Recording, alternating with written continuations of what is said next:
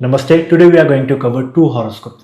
Both completed very difficult examination and went on to become IAS officers. One even held constitutional position, but the other one, his house was raided. More than 50 crores of cash, jewelry was seized, and what happened to him you can automatically imagine. Now the charts were very similar. So where was this difference? We will look at the D1 chart, we will also look at the D10 chart and then come to a conclusion. So let's start. The chart that you see on the screen is of the IAS officer who was successful. Now we are going to look at three major things. The first is the ascendant, the first house.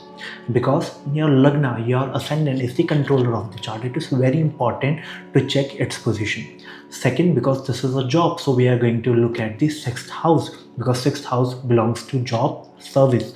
If it would have been a business, we would have been looking at the seventh house, but for now it would be the sixth house. Then 10th house is very important because it automatically becomes the house of the profession. How will you perform at your work, how will you work, is very much driven by the 10th house. So we will check all of these three houses and then come to a conclusion in D1 as well as D10. Now let's look at this chart. First, the ascendant lord over here becomes Mars, and Mars is sitting in the 10th house. So ascendant lord going and sitting in the 10th house in itself is a Rajyoga. It's a very good position over here. But there's one difficulty. In the Lagna, moon has become debilitated, and even though Mars is looking at it from the fourth aspect, but still it is a problematic situation. The secondary lord has gone to the 12th house. For Ketu, it is a good position. Okay, so Lagna is a mix, right? Let's talk about the sixth house. In the sixth house, Rahu is sitting in the sixth house, one of the very good positions of Rahu. But again, there's a difficulty. It is sitting in Aries, a sign which is not very comfortable with Rahu. But still, nevertheless, it's a neutral, okay situation. Let's talk about the 10th house.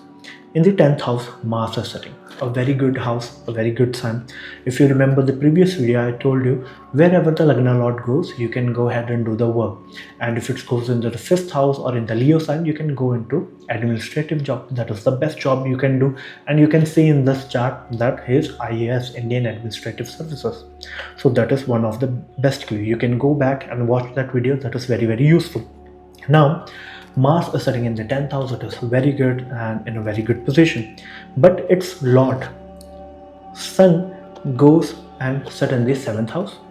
Good, but house-wise we will consider it debilitated, right? It's not debilitated zodiac-wise, but it is considered debilitated house-wise. Secondly, it is sitting in the sign of Taurus, which is not very friendly to Sun. So again, it is a good situation, it is a okay situation. The house of your destiny, your 9th house, Saturn is sitting over there, but its lord is again debilitated. Jupiter is supporting the chart, Ketu, Rahu supporting the chart, Venus, Mercury, okay, not good, not very bad, okay position, right? Mars is good, right? So overall you can see the chart is promising, but we are not very sure whether this is a chart of a person who will go on to hold such a high position. So then to gain that confidence, we need to go ahead and look at the D10 chart. Now let's shift to D10. When you look into the D10 chart, it is Aquarius rising. So let's look at the Lord. The Lord Saturn goes ahead and sits in the 9th house. Now there's a dictum that whenever the Lord of D10 goes and sits into the 9th house, then this person will get job based on sheer luck, but there will be a lot of frequent job changes or there will be a lot of frequent place changes. So that is a dictum, and which holds very true into this chart. Now secondly, it has become exalted, so very good. It's in the 9th house, it's in a trine, again very good. It's exalted, again very good. Then Yog Karak. Yog Karak planet is the planet which holds one zodiac in Kendra in quadrants and one in Trikon, that is trines 159 and 1479. So if a sign it's in the both of these houses, it will be considered Yog Karak. Now the Yog Karak is Taurus and over here Libra sign, both belonging to Venus. So Venus becomes the Yogakaraka planet, and this Yogakaraka planet is sitting in the 10th house, which is again very good over here.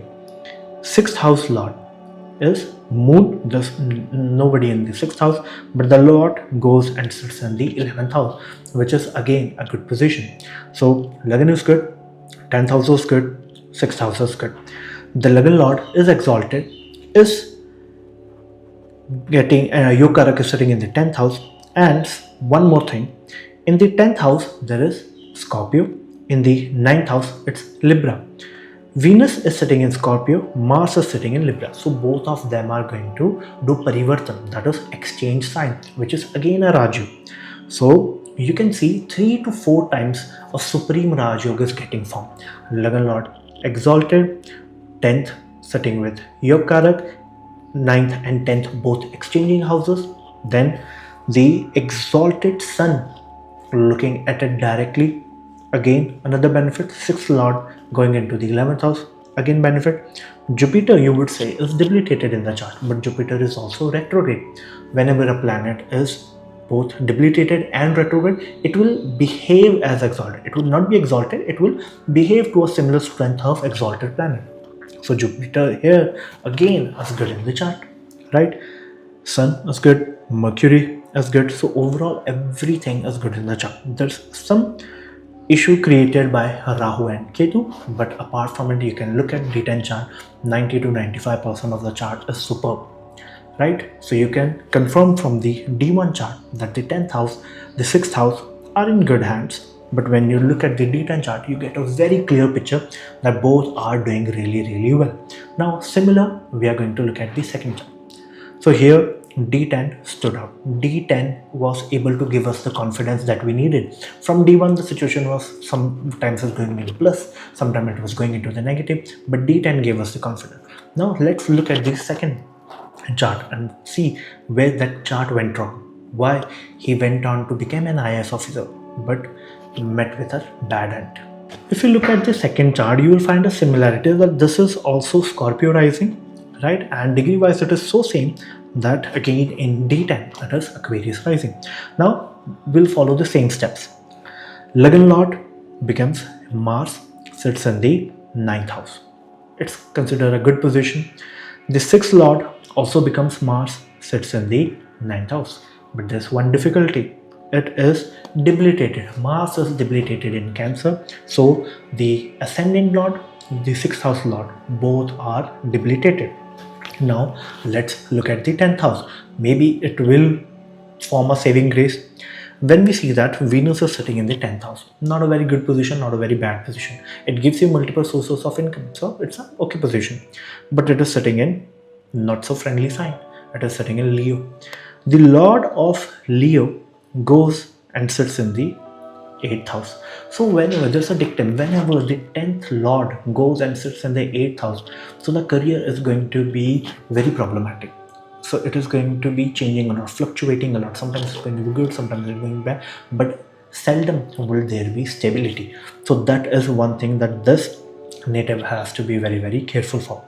The another bad news for this native is Sun goes and sits in the 8th house. Now Sun is the significator or the attribute of Sun is name and fame. So whenever Sun goes and sits in the 8th house, it doesn't matter which house it's lord of. Whenever Sun goes and sits in the 8th house, you can blindly predict that your name and fame will be hampered.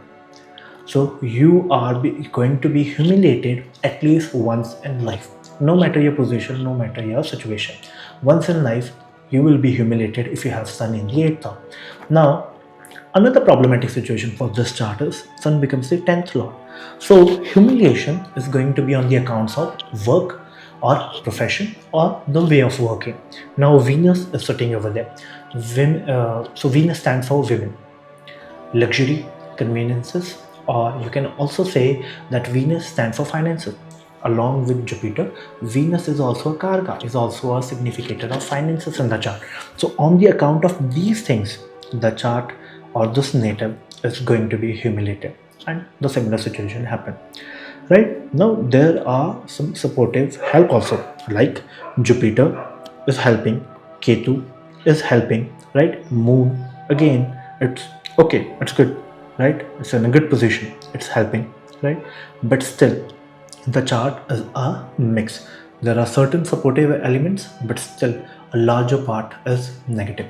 Now we need to confirm this in D10 so that we can say something with very much clarity. Now, when you go to the D10 chart, you see that it is Aquarius rising. The Lord goes and sits into the 8th house. See, this is a very problematic situation. There's a very clear dictum. When the Lord of the D10, when the Lagan Lord, the Ascendant Lord of D10 goes and sits into the 8th house, you can say this one word, uncertain. The career is going to be uncertain because the Lagan, the Ascendant of D10, now clearly represents your work. And it has gone and sit in the 8th house, so the career is going to be uncertain. So it's a negative hit. Again, it is retrograde also, which is again a problematic situation because it is very near to the sign of exaltation, but it is retrograde, so not a good sign. Good news is the Yokarak planet again becomes Venus over here, and it is sitting with Venus. So it is sitting with a Yokarak planet. It's really good, but the problem is it is sitting in the 8th house. So what would happen? Because it was sitting with a Yokarak planet, so it is bound to give him that good result. So that good result will follow.